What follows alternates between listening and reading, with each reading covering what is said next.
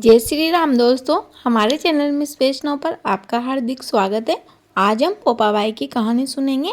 ऐसी मान्यता है कि आप कितने भी दान पुण्य कर लो, लेकिन जब आप स्वर्ग लोक में जाओगे तो यदि आपने पोपाबाई की कहानी नहीं सुनी है और ना ही व्रत किया है और ना ही उद्यापन किया है तो आपको स्वर्ग के द्वार बंद मिलेंगे। धार्मिक मान्यताओं के अनुसार पोपाबाई की कहानी सुनने, व्रत करने व उद्यापन करने से स्वर्ग के द्वार खुले हुए मिलते हैं। तो आइए कथा शुरू करते हैं। उससे पहले आपसे एक छोटा सा अनुरोध है, यदि आप हमारे चैनल पर नए हो तो प्लीज़ चैनल को सब्सक्राइब कर लीजिए। बहुत समय पहले की बात है। एक गांव में एक लड़की रहा करती थी। उसके माता पिता नहीं थे, वह अपने भाई भाभी के पास ही रहा करती थी। उसी लड़की का नाम पोपाबाई था। बचपन से ही उसकी पूजा पाठ भक्ति भाव में बहुत लगन थी और वह एक बहुत बड़ी विष्णु भक्त थी। उनके गांव या आसपास कहीं भी विष्णु जी के भजन कीर्तन आदि होते तो पोपाबाई वहां सबसे पहले पहुंचती। जब वह जवान हुई तो उसके भाई भाभी को उसकी शादी की चिंता सताने लगी और वह उसके लिए एक योग्य वर ढूंढने लगे। जब पोपाबाई से कहा गया कि तुम्हारा विवाह किया जाएगा तो उसने अपने भाई भाभी से मना कर दिया कि भैया और भाभी, मैं किसी से विवाह नहीं करूंगी। मेरे तो सब कुछ विष्णु भगवान ही है, इसीलिए आप मेरे लिए कोई वर ना ढूंढिए। अब भाभी बोली कि ऐसा संभव नहीं है, हम कब तक जवान बेटी को घर में बिठाए रखेंगे। तो पोपाबाई बोली कि भाभी आप ऐसा करिए, मेरे लिए गांव के बाहर झोपड़ी बना दीजिए, मैं उसी में ही रहा करूंगी। तो उसके भाई ने उसके लिए गांव के बाहर एक झोपड़ी बनवा दी। उसने सभी गांव वालों से कहा कि आप लोग अपनी सभी गायों और उनके बछड़ों को मेरी झोपड़ी के आसपास चढ़ने भेज दिया करो, मैं उनका ध्यान रखा करूंगी, जिसके बदले में आप मुझे अपनी स्वेच्छा से भोजन दे देना। तो बस अब क्या था, पोपाबाई उसी झोपड़ी में निरंतर भगवान की भक्ति करती रहती, हमेशा भजन गाती रहती और गांव वालों की गायों और उनके बछड़ों की देखभाल करती रहती, जिसके बदले में सभी गांव वाले उसे भोजन दे दिया करते, जिससे उसका गुजारा हो जाता। एक बार की बात है, उस देश का राजा उसी की झोपड़ी के आसपास शिकार की तलाश में आया। इतने में उसे प्यास लगी तो आसपास कोई भी पानी का स्रोत नहीं था, तो वह ढूंढता ढूंढता उस झोपड़ी के पास आ पहुंचा। उसने सोचा कि इस झोपड़ी में कोई तो रहता ही होगा। जैसे ही वह झोपड़ी के पास गया तो पोपाबाई अंदर भगवान की भक्ति कर रही थी और मधुर मधुर भजन गा रही थी। पोपाबाई की मधुर आवाज सुनकर राजा मोहित हो गया और उसने अपने मन में विचार किया कि जिस स्त्री की आवाज मधुर है वह तो अत्यंत ही सुंदर होगी। इतना सोचकर वह झोपड़ी के दरवाजे को जोर जोर से खटखटाने लग गया। इतने में पोपाबाई बोली कि कौन दुष्ट है, मेरी भक्ति में विघ्न डाल रहा है। मैं इस समय भगवान की भक्ति कर रही हूँ, इसलिए बाहर नहीं आ सकती। तो राजा बोला कि मैं इस देश का राजा हूँ, मैं तुम्हारे ऊपर मोहित हो गया हूँ, मैं तुम्हें अपनी रानी बनाना चाहता हूँ, तो तुम मेरे साथ चलो।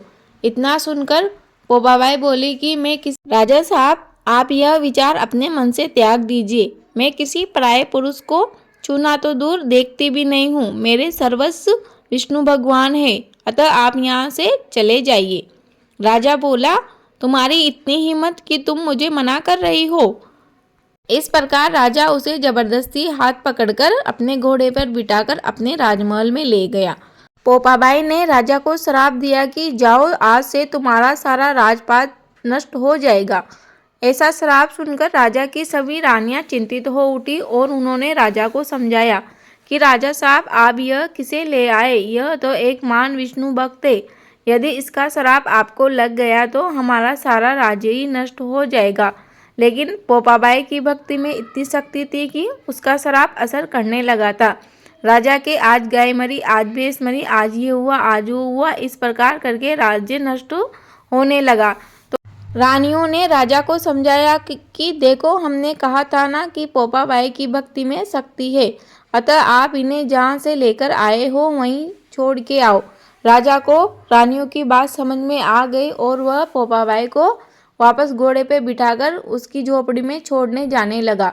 रास्ते में एक पाप की नदी आई और पापी होने की वजह से राजा को डुबो ले गई। पोपाबाई ने अपनी भक्ति के प्रभाव से वहीं अपने प्राण त्याग दिए। पोपाबाई को लेने यमदूत आए, जो बड़े ही सम्मान के साथ पोपाबाई को स्वर्गलोक में लेकर गए, जहां विष्णु भगवान ने कहा कि मैं तुम्हारी भक्ति से अत्यंत प्रसन्न हूँ, मांगो तुम क्या वरदान मांगना चाहती हो। तो पोपाबाई ने कहा कि हे भगवान, मुझे आपसे कुछ नहीं चाहिए, आप मुझे स्वर्गलोक के द्वार पर बिठा दीजिए। विष्णु भगवान प्रसन्न होकर बोले कि आज से मैं तुम्हें वरदान देता हूँ कि मृत्यु लोक में जो भी तुम्हारी कहानी नहीं कहेगा, व्रत नहीं करेगा एवं उद्यापन नहीं करेगा, उसके लिए स्वर्गलोक के द्वार नहीं खुलेंगे। इस प्रकार पोपाबाई को स्वर्गलोक के द्वार पर बिठा दिया गया। कुछ समय बाद एक महान दानी सेठ और सेठानी जी की मृत्यु हुई और वह मृत्यु के बाद स्वर्गलोक में पहुंचे, जहां पर उनके लिए द्वार नहीं खोले गए। तो वह यमदूतों से बोले कि हमारे लिए यह स्वर्ग के द्वार क्यों नहीं खोले जा रहे हैं। तो यमदूत बोले कि तुमने पोपाबाई की कहानी नहीं कही, व्रत नहीं किया और उद्यापन नहीं किया, इसी वजह से तुम्हारे लिए स्वर्ग के द्वार बंद है। स्वर्ग के द्वार पर विष्णु भगवान की महान भक्त पोपाबाई का पहरा है। जो भी मनुष्य उनका व्रत नहीं करता, कहानी नहीं खाता एवं उद्यापन नहीं करता, उसके लिए यह द्वार नहीं खोले जाते। सेठ सेठानी यमराज से बोले कि आप हमें 7 दिन के लिए मृत्युलोक में भेज दीजिए, हम वहाँ पर पोपाबाई की कहानी कहेंगे, व्रत करेंगे एवं उद्यापन करेंगे। इसी के साथ ही मृत्युलोक में इस बात को कोई नहीं जानता, इसीलिए हम प्रचार भी कर आएंगे। सेठ सेठानी की इस बात पर यमराज सहमत हो गए और उन्होंने सेठ और सेठानी को 7 दिन के लिए मृत्युलोक में वापस भेज दिया। सेठ और सेठानी जी ने 7 दिन तक पोपाबाई की कहानी कही, व्रत किया एवं उद्यापन किया। उसके बाद वह वापस मृत्यु को प्राप्त हुए। इस बार उनके लिए स्वर्ग के द्वार खोल दिए गए। हे पोपाबाई, हमने भी आपकी कहानी कही है, व्रत किया है और उद्यापन किया है, अतः आप हमारे लिए भी स्वर्ग के द्वार खोल देना। कहानी अधूरी रही हो तो पूरी कर जो, पूरी हो गई हो तो मान कर जो। दोस्तों, आपको कहानी उपयोगी लगी हो तो प्लीज़ वीडियो को लाइक करें, शेयर करें, कमेंट बॉक्स में जय श्री राम अवश्य लिखें। आप हमारे चैनल पर नए हो तो प्लीज़ चैनल को सब्सक्राइब कर लीजिए। आपका दिन शुभ हो। धन्यवाद।